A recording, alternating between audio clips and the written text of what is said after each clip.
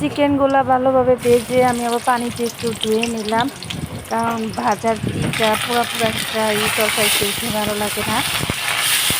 তো ভালোভাবে একটু ধুয়ে নিব, ধুয়ে তারপরে বুটের ডাল দিয়ে রান্না করব আজকে। তো দেখতে থাকেন কীভাবে রান্না করি।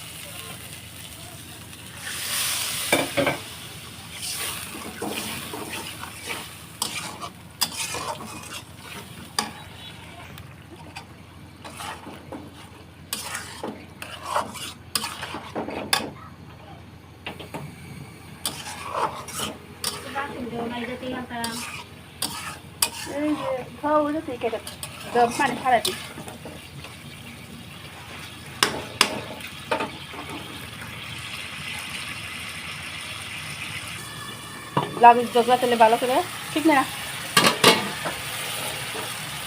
ওর কথাতে মনে হয় ঠিক না।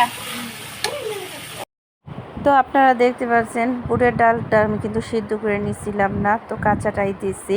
তো ভালোভাবে আমি কষিয়ে রাখছি। এদিক দিয়ে ব্রয়লার মুরগির আমি কিন্তু বেশিরভাগই গোস্ত নিইনি, হাড়গুলা ছিল সেই হাড়গুলাই নিচ্ছি। তারপরে তেলে ভেজে নিচ্ছি, তেলে ভাজার পরেও আমি একটু খলিয়ে নিচ্ছি, কারণ উপরে পুরা তেলটা তরকারির সাথে মধ্যে দিলে একটা গন্ধ করে।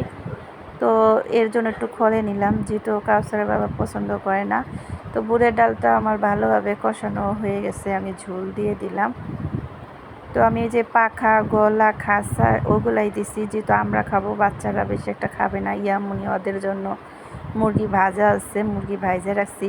তো এরকম করে রান্না করলাম কিসের জন্য, যে বুটের ডাল দিয়ে ব্রয়লার মুরগিটা ভাজা কীরকম রাখবে খাইয়া দেখি।